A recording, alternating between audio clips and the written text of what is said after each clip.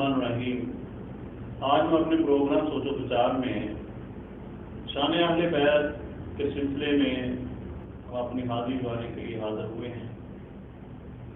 الحمدللہ رب العالمین والعاقبۃ للمتقین، الصلاۃ والسلام علی رسول الکریم الامین وعلی آلہ واصحابہ واہل بیتہ اجمعین۔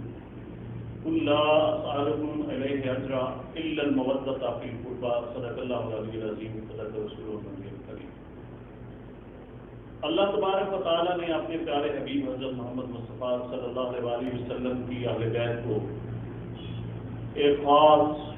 مقام اور خاص انعام سے نوازا ہے۔ اللہ نے اپنے پیارے حبیب آقا حضرت محمد مصطفیٰ صلی اللہ علیہ وسلم کو قرآن پاک میں ارشاد فرمایا کہ اے پیارے حبیب، ان کو کلمہ پڑھانے کے عوض میں ان سے اور کچھ نہیں مانگنا، الا المودۃ فی القربى، صرف اپنے قرابت داروں کی محبت مانگو، اپنے قرابت داروں کی محبت کا تقاضا کرو۔ یہ ہے شان اہل بیت کہ اللہ تعالیٰ اپنے پیارے حبیب کو قرآن پاک میں فرما رہا ہے کہ آپ کی اہل بیت کی معزز محبت جو ہے آپ کے ماننے والوں، آپ کے امتیوں پر فرض ہے، لازم ہے۔ یہ جو ہم 10 محرم یا محرم حرام میں یہ جو ہم یوم عاشور ہے یا اس سے پہلے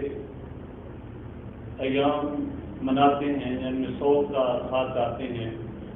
یہ اس آیت کریمہ کی پیروی ہے اصل میں،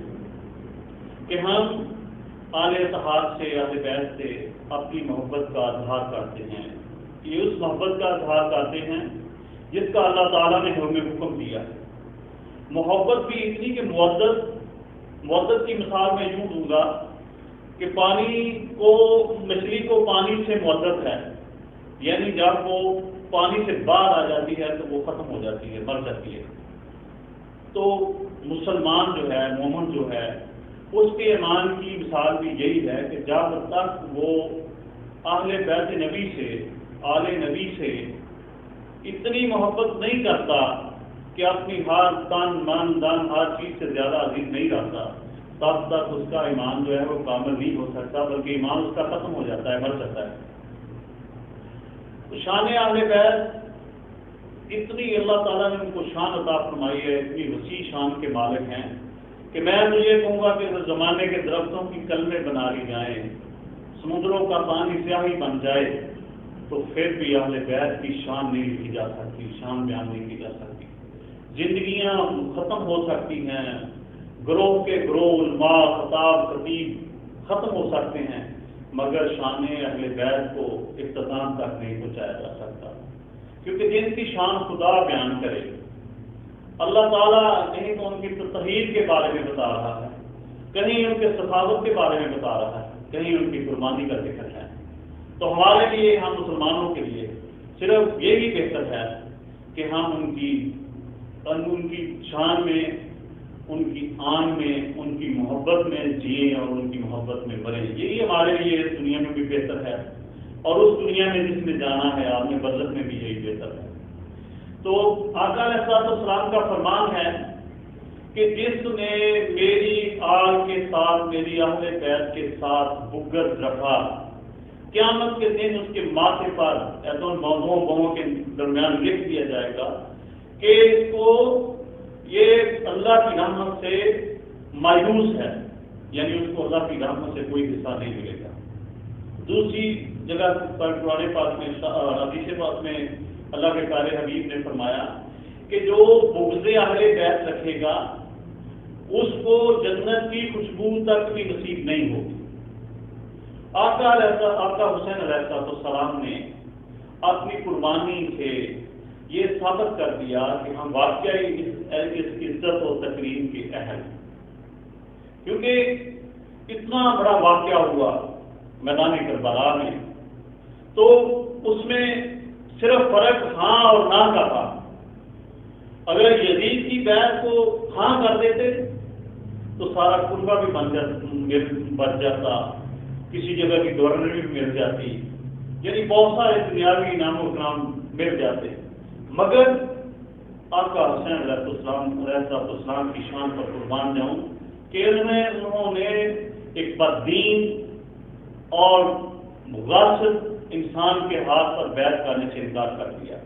اور اس کا نتیجہ کیا نکلا کہ انہیں اپنے انصار و عوام کی قربانی دینا پڑی۔ کیونکہ شاعر کہتے ہیں کہ جب بھی کبھی زمین کے سودے کی بات ہو تو ڈٹ جا حسین کے انکار کی طرح۔ ہمارے خواجہ معین الدین چشتی اجمیری رحمۃ اللہ علیہ جن کا اشان ہے کہ انہوں نے نبے دار ہندو مسلمان کیا اس برے صغیر کی سرزمین پر، وہ ان کی شان میں فارسی اشعار پڑھتے ہیں، کہتے ہیں کہ شاہ است حسین بادشاہ است حسین، دین است حسین دین پناہ است حسین، حقہ کے پناہ لا الہ است حسین، یعنی دین کی پناہ امام حسین علیہ السلام ہیں، دنیا کے بادشاہ بادشاہوں کے بادشاہ امام حسین علیہ السلام ہیں۔ ہاں سر داد نہ داد دست در دست یزید حقہ کے بنا لا الہ است حسین، کہ یزید کے ہاتھ میں ہاتھ نہیں دیا، سر دے دیا، اللہ کے راہ میں قربانی دے دی، مگر یزید کی بیعت کو قبول نہیں کیا،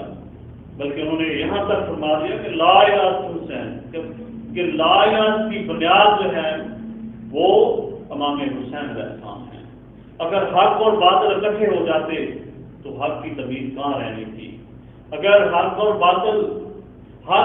کو تسلیم کر جاتا تو آج تک بلکہ قیامت تک کوئی سچ کو تسلیم نہ کرتا، سچ کی پیروی نہ کرتا۔ اس لیے امام حسین علیہ السلام نے اپنے احباب، اپنے عزیز، اپنے بھتیجے، باندے، بیٹے، دوست قربان تو کروا لیے، مگر حق کا علم جو وہ نیچے نہیں ہونے دیا، حق کو بلند نہیں رہنے دیا۔ آقا حسین علیہ السلام اللہ کے پیارے حبیب کے بڑے پیارے بیٹے تھے، بڑے ناز و نعم سے پالا تھا آپ کو آقا علیہ السلام نے، مگر انہوں نے بھی حق جب ادا کر دیا۔ وہ کہتے ہیں نا کہ نبی پاک صلی اللہ علیہ وسلم سجدے میں نماز ادا کر رہے ہیں تو امام حسین علیہ السلام اوپر آ کر بیٹھ جاتے ہیں سجدے کی حالت میں، تو آقا علیہ السلام نے اس وقت تک اپنا سر سجدے سے نہیں اٹھایا جب تک امام حسین علیہ السلام اوپر سے نہیں اترے۔ تو کہتے ہیں کہ 72 دفعہ آپ نے سبحان ربی یاد آدھا فرمایا، اللہ تعالیٰ کی تعریف 72 دفعہ کی، تو وہ جو 72 تسبیحات تھیں ان کا جو ہدیہ تھا وہ آقا حسین علیہ السلام نے کربلا کے میدان میں 72 سنوں کو قربان کر کے ادا کیا۔ تو شان اہل بیت کی جو اہمیت ہے، جو فضیلت ہے، جو مقام ہے، مجھے ایسا ناقص آدمی کیا بیان کر سکتا ہے؟ جن کی شان قرآن بیان کرے، جن کی شان حدیث مبارکہ بیان کرے، تو ہم جیسے کیا بیان کر سکتے ہیں؟ کیونکہ امام حسین علیہ السلام ایک حق کے علمبردار تھے، اور کربلا میں جو ہے دنیا کی تاریخ کو اگر تلاش ٹٹولا جائے، دنیا کی تاریخ، کائنات کی تاریخ کا مطالعہ کیا جائے، تو آپ کو جو امتحان صبر و رضا کا کربلا میں ہوا وہ کسی مذہب کی تاریخ میں، کسی بادشاہت کی تاریخ میں، کسی دنیا کی تاریخ میں نہیں ملتا جو امام حسین علیہ السلام نے مقام کربلا میں، میدان کربلا میں جو امتحان پاس کیا، بلکہ دیا نہیں، میں تو یہ کہوں گا کہ امتحان پاس کیا۔ ایک طرف 22,000 مخالفین ہیں، 22,000 کا لشکر ہے، تلواریں، نیزے، انیاں، ہر چیز سامنے نظر آ رہی ہے کہ یہ ہمارے لیے ہے۔ ایک طرف حق ہے، نامے کا دین ہے، اس کی پاسداری ہے۔ بہت مشکل مقام تھا میدان کربلا میں امام حسین علیہ السلام پر، مگر امام پاک نے نہ تو صبر کا دامن چھوڑا اور نہ اللہ تعالی کی رضا کو جانے دیا، صبر کیا اور اللہ کی رضا پر راضی رہے۔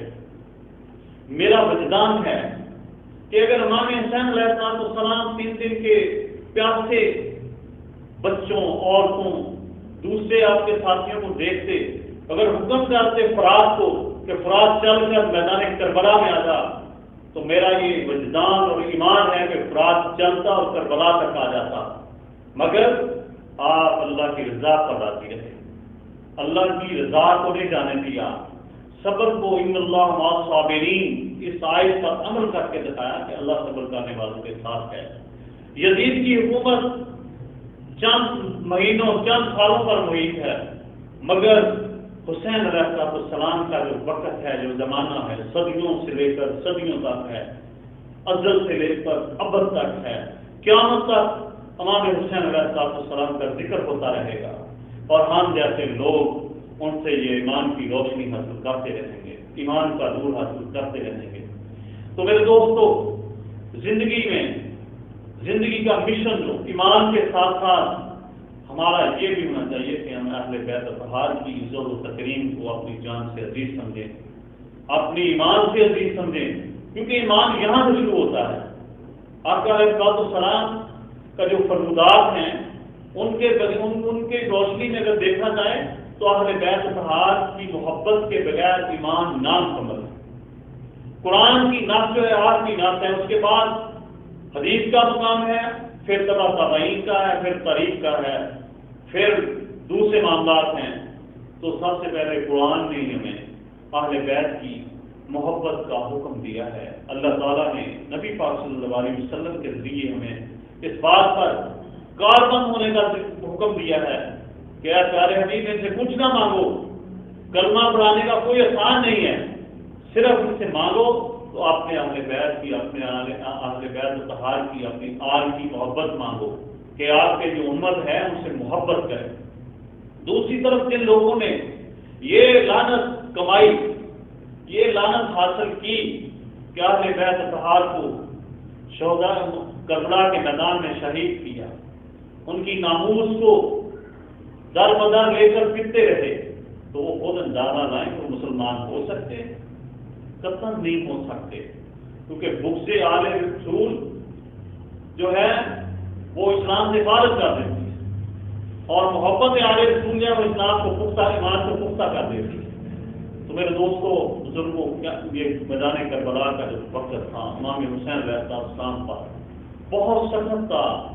بڑے سختی سے فیصلے کرنے تھے، کیونکہ تین چیزیں جو ہیں آپ کو مجبور کر رہی تھیں۔ آپ کیا فیصلہ کرتے، مگر فیصلہ وہی ہونا تھا جس کی آقا علیہ السلام نے امام پاک کی تربیت کی تھی۔ ایک طرف چھوٹے چھوٹے بچے تھے، خواتین تھیں، دوسری طرف ایمان تھا، حق تھا، اور تیسری طرف جو تھا وہ کفر تھا، باطل تھا، باطل کی بیعت تھی۔ مگر امام پاک نے نہ تو بچوں کی پرواہ کی، انہیں بھی اللہ کی سپرد کیا، نہ عورتوں کی پرواہ کی، انہیں بھی اللہ کی سپرد کیا۔ تو کیا کیا؟ قربانی دے دی، مگر حق غالب رہا، باطل کے سامنے، جھوٹ کے سامنے جھکے نہیں ہیں، جھوٹ کو تسلیم نہیں کیا، غاصب کو تسلیم نہیں کیا، بلکہ حق کا علم بلند کیا۔ اللہ تبارک و تعالی ہمیں اہل بیت کی مودت عطا فرمائے، ہم زندہ رہیں تو اہل بیت کی محبت میں، مودت میں، ہماری موت آئے تو تب بھی محبت میں آئے، ان کی مودت میں آئے، آمین۔ ہماری اگر یہ ویڈیو آپ لوگوں کو پسند آئی ہے تو اس کو سبسکرائب کریں یا لائک کریں، تاکہ یہ دوسروں تک بڑے فون سے شیئر کریں، اور ہو سکتا ہے ایک آدمی بھی آپ کے کہنے پر بعمل ہو گیا تو ہمارا بھی بیڑا پار ہے۔